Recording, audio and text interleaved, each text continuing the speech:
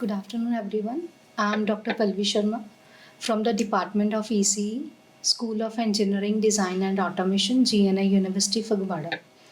In my last lecture, I have covered about the introduction to signals and classification of signals, as there are 5 classification of signals and introduction to systems. So today I will cover classification of systems and elementary signals in under the subject communication signals and system. So very first is systems. As we already discussed in previous lecture, system means we are giving some input to the system that will process on the input and produce some new signals in the form of output. Or we can also take the example of a PC, that is a personal computer, in which we have different components like mouse, keyboard, CPU, monitor. Interconnect all these components or elements to form one system. That is the exact definition of a system. Now here you can see here in this diagram system in which we are giving an input. Suppose input is x of t and we are producing the output y of t. So that is a system. Now further is classification of systems. There are also 5 classification of systems: causal, non-causal, linear and non-linear, time variant and time invariant, stable and unstable, and last is static and dynamic system. So today we will discuss each classification of system one by one. Now very first is causal and non-causal. First is causal system. Causal means in which the output depends on the present value of input as well as the past value of the input.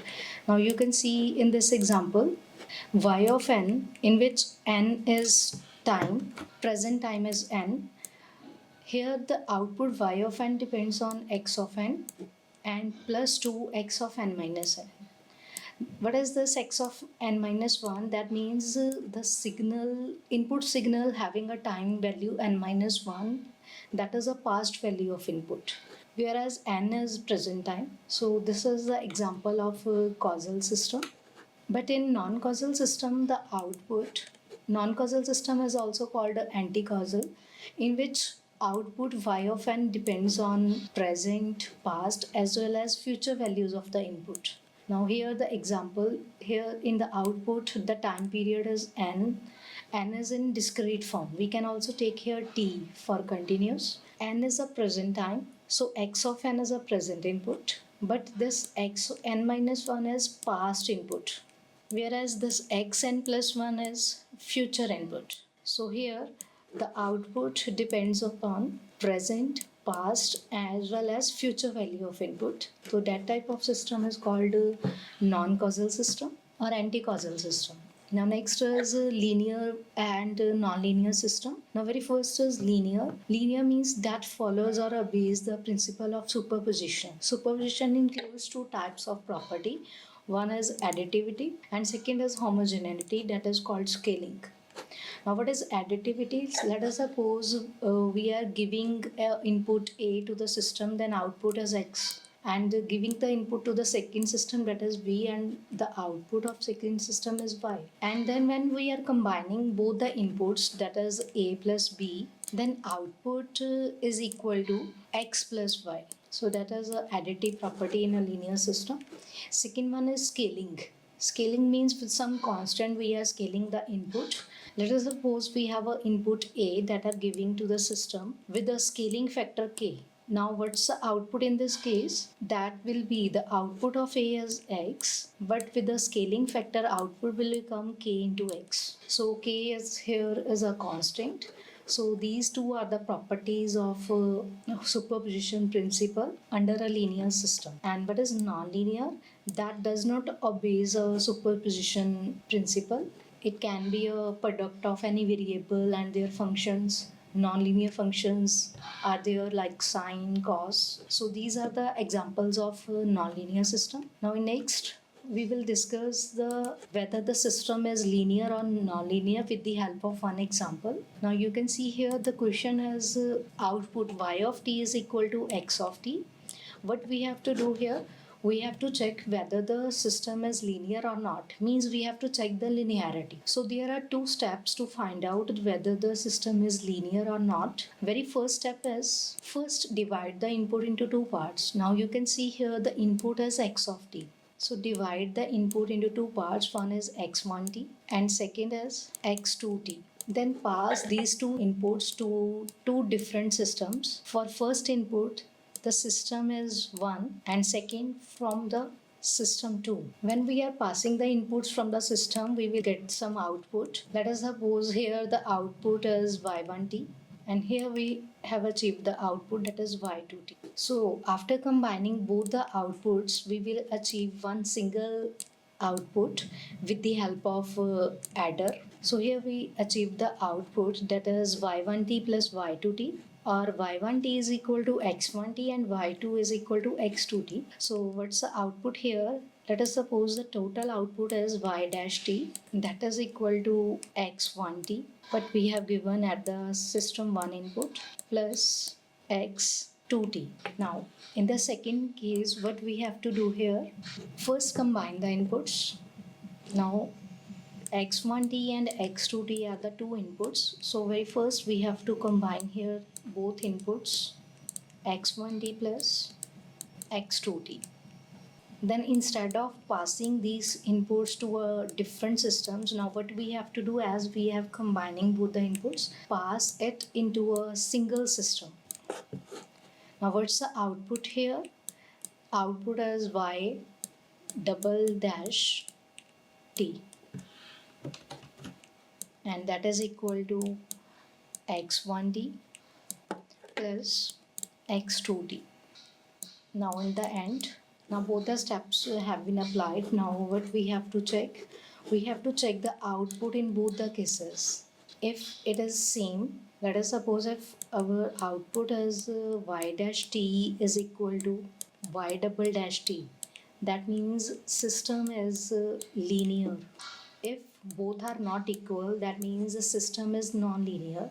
Now you can see in this question, in both the cases the output is same, that is x1t plus x2t, and here also we have achieved the same output. So this system is called linear. So through through these steps we can find out whether the system is linear or non-linear. Now next is time variant and time invariant system. Now as the name is there, variant means which varies. So in time variant system is a system in which the output varies with respect to time, and time invariant system means in which the output does not vary with respect to time. So here also with the help of one numerical we can check how the output will vary or not, how we can identify whether the system is time variant or time invariant. Now in this question, y of t is given, that is equal to sine x of t plus 2. Now very first task to find out whether the system is time variant or not, first we have to check what's the input here.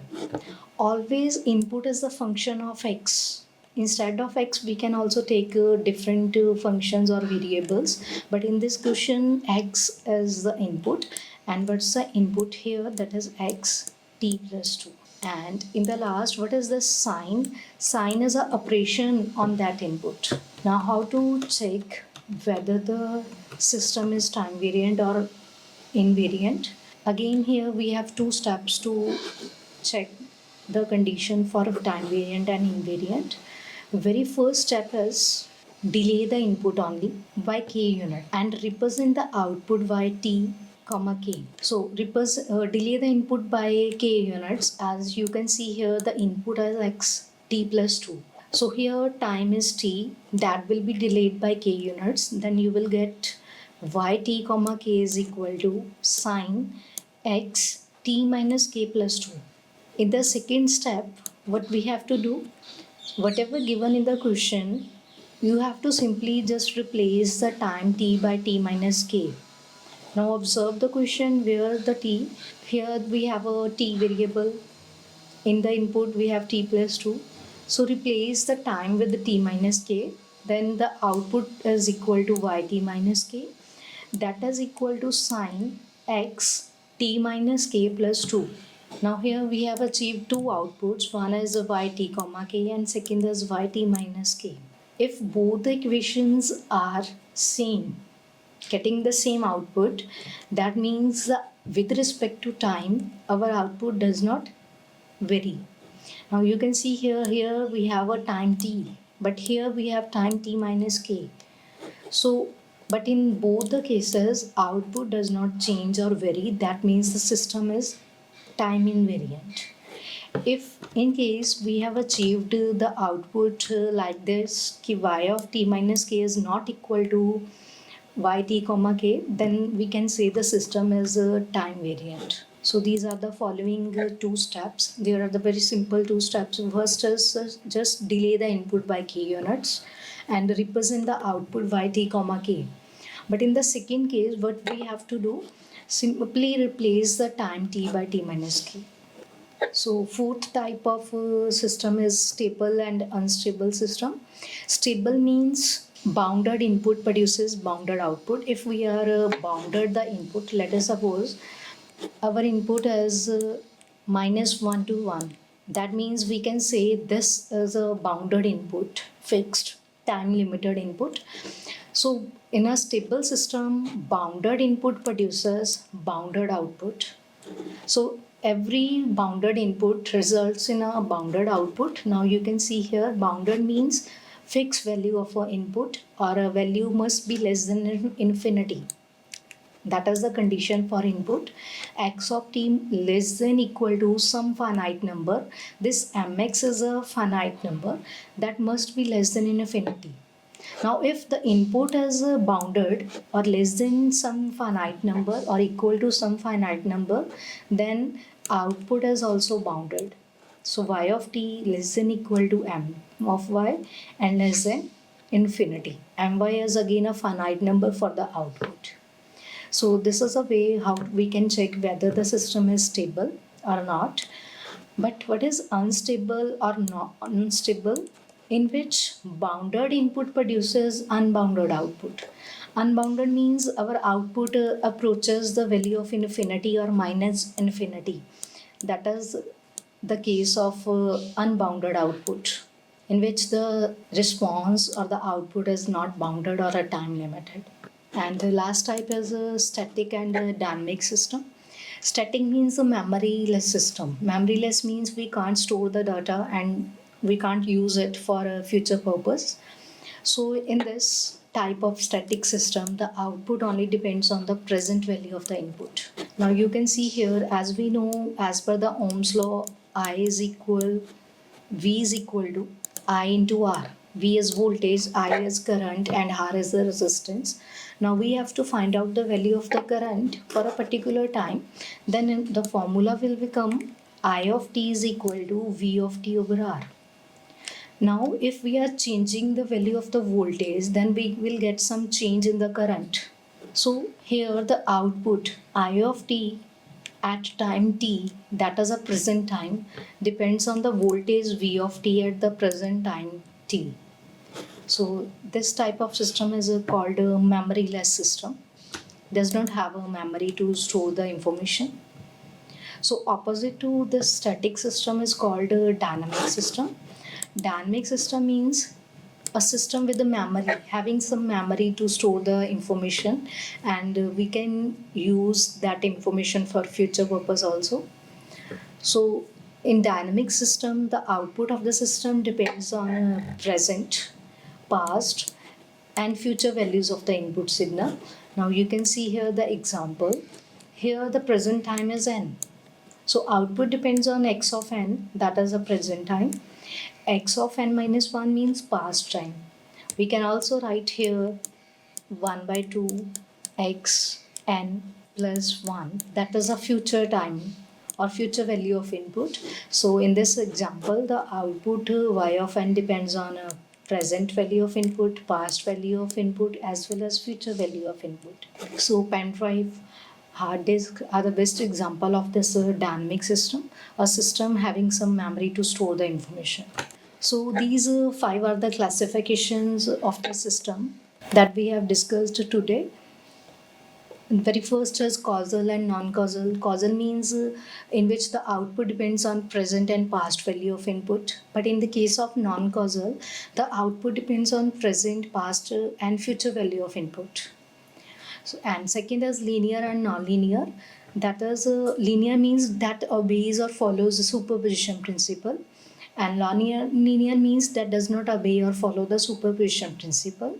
And we have already discussed with the help of numerical how we can identify whether the system is linear or not. Third type is time variant and time invariant. Time variant means in which the output varies with respect to time. If we are changing the time, then the output varies. That type of system is called a time variant. Time invariant means in which the output does not vary with respect to time and we get the same output as the previous time. Second last is stable and unstable. In the case of stable means bounded input produces bounded output. If we are giving some bounded input to the system, then obviously we get the bounded output. That type of system is called stable. But if we are not getting the bounded output, if we are giving bounded input, that type of system is called unstable. And last is static and dynamic. Static means a memoryless system and dynamic means a system with a memory. So this is all about the classifications of system. Next is elementary signals. Now what are elementary signals? We can also say basic signals or standard signals that are already identified as fixed, already predefined signals. We can't change the shape of the signal, but we can use it for our purpose in the form of signals and system for the analyzing the signals and system, modeling of the signals and system, and understanding it, but the shape of the signals remains same. So where we can use these type of signals in we can use it in signal processing, system analysis, control systems, and communication also. As we have already discussed one example under the system communication, where we can exchanging the information between two peoples, between 2 points. So the process of exchanging the information or transmitting or receiving this information, that is called communication. So here we have different types of elementary signals. So very first, most important one is a unit step signal. That is the most fundamental elementary signals or basic signal in a signal processing. So unit step signal is represented by u of t in continuous time and u of n in discrete time. So we can represent this signal in both forms, whether its form is continuous or discrete. This signal is in the form of continuous and this one in the form of discrete.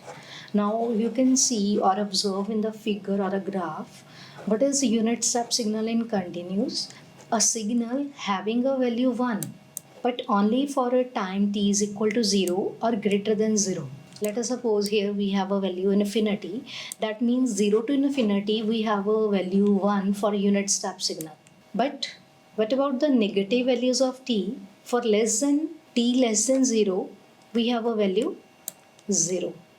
There will be a no value or an amplitude of a signal u of t. So that is a functional representation of this signal. U of t is equal to 1 for t greater than equal to 0 and its value is 0 for t less than 0. Similarly, in the case of discrete, it's represented by u of n. Its amplitude will be 1, but instead of t, what we have to write n. So u of n is equal to 1 for n greater than equal to 0 and its value is 0 for n less than 0. Now you can see here the amplitude is 0 for negative values of n. And second, in the case of discrete, we have to draw the sample points. This is for 0 value, this is for 1, 2, and you can observe here there is no amplitude or value of the output signal u of n in between 0 and 1, in between 1 and 2. So we can say that in discrete, we have to just draw the sample or discrete points. So this is a unit step signal. Second type of signal is a ramp signal. That is just like a straight line, or we can say the output is equal to input. Whatever we are giving at the input, that is equal to the output.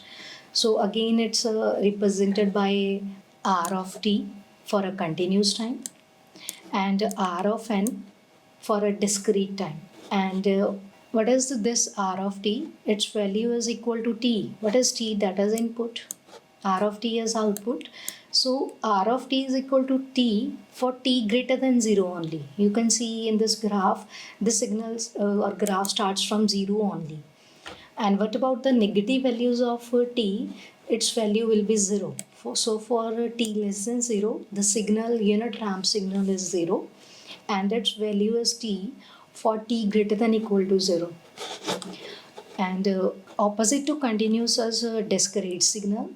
Now in this case, r of n is equal to n for n greater than equal to 0. For n is equal to 0, 1 and so on. And its value is 0 for n less than 0. Then third type of signal is a unit impulse signal. That is also called a direct delta function. So that is again most fundamental signal. There are three basic or fundamental signal, that is a unit step, unit ramp and unit impulse. So it's represented by a delta of t. Basically it's represented by delta. Now it depends on a continuous time or discrete time. So in continuous time we have to represent it by delta of t, and in the case of a discrete it's represented by delta of n. Always its value is 0 except t is equal to 0 or n is equal to 0. Now you can see here in this graph, its value is 1 only at t is equal to 0. And what about at t is equal to 1 and so on, and t is equal to minus 1 and so on, its value is 0. There will be only one value at t is equal to 0. You can see in this equation. What about delta of n? Again its value is 1 at n is equal to 0. Instead of t we have to write n, and at other points the value will be 0.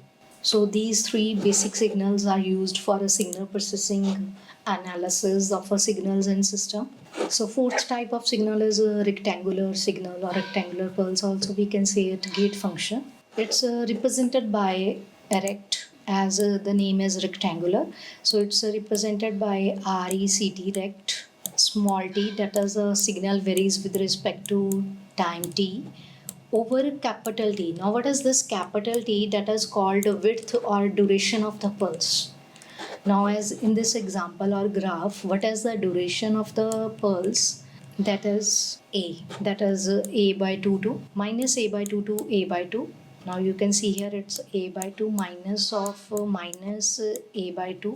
You will get the value of the width or the duration of the pulse is equal to A. So as such, the standard value of the rectangular signal is A rect t by capital T. A is called amplitude of the rectangular pulse, and this T, capital T, is called the duration or the width of the pulse. Suppose I am taking here the amplitude is 5 and duration of the pulse is 2. Then how we have to draw this signal? Now first we have to identify what is the value of the width or the duration of the pulse, that will be 2. So how we can take the values? That will be minus 1 to 1. Now you can check here the width of the pulse is equal to 2. 1 minus of minus 1, you will get the value 2. And what about the amplitude of this rectangular signal? That is 5. So you have to just draw the rectangular pulse and write in the amplitude, that is 5. So this is a rectangular signal. So again this signal can be used to solve the numericals like a transformation, Fourier transform, Z transform, that will be used in further topics of signals and system. Now next is signum function. Signum means a sign of a real number. It identifies only in the form of integer numbers. Now you can see here, if we have a value of a t greater than 0 or a positive values or positive range of t, then we will get a value plus 1. You can see in this graph. But if we have a negative values of t, suppose we have a minus 1, minus 2, minus 3 and so on, then it will give us the value is equal to minus 1. And for t is equal to 0, it returns a value that is equal to 0. So it just returns the value of a real number.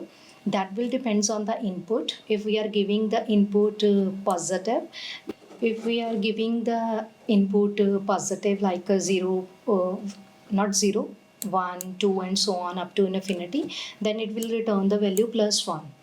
But if we are giving the negative values of t, then it will return a value minus 1, and it will return a value 0 at t is equal to 0. So that is a description of signum function, and it's represented by SG and T. And we can also draw this signal in discrete by representing it a signum function in terms of n.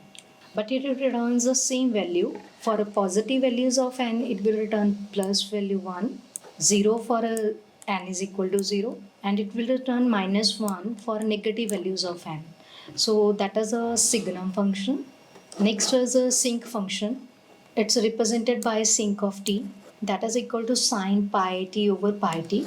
Now you can observe here in the graph, it will represent maximum amplitude or having a amplitude 1 at t is equal to 0 only.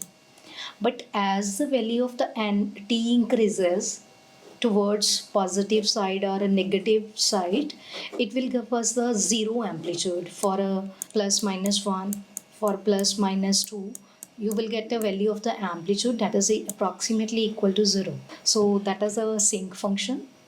Next is exponential signal. That is also used for a signal analysis, differential equations, transformations of a signals and system. The basic equation is represented by a e raised to power alpha t. So alpha is a factor through which the signal can rise or fall. Rising means growing and falling means decaying. Now you can see here, if we are taking alpha less than 1, its value is exponentially decaying, and if the value is greater than 1, that it will be rising exponentially. So these are the two examples. Here you can see the signal decreases, the value of the signal decreases as the value of time increases, and here the amplitude value increases as the value of t increases. So that type of signal is called exponential signal. And last type of signal is a sinusoidal signal. Sinusoidal signal can be a cos signal or sine signal. So this is an example of a sine signal. Also we can say this sine signal as an example of odd signal we have already discussed in previous lecture. And it's a periodic signal, a signal which repeats itself after a fixed interval of time. And if we have to draw here the cos signal, how we can draw it? Through this. We can draw the cosine signal also. And these two are the standard equations of cos and sine. So this is all about the elementary signals. And today I have discussed about the classification of signals, 5 classification of systems, and elementary signals, in which we have discussed the unit step, unit ramp, impulse signal, rectangular pulse, then signum function, sinc function, exponential, and last one is a sinusoidal signal. So this is all about the today's lecture. In next lecture, I will discuss about the operations on signal, how we can apply or manipulate the signals. So this is all about the today's section. Thank you.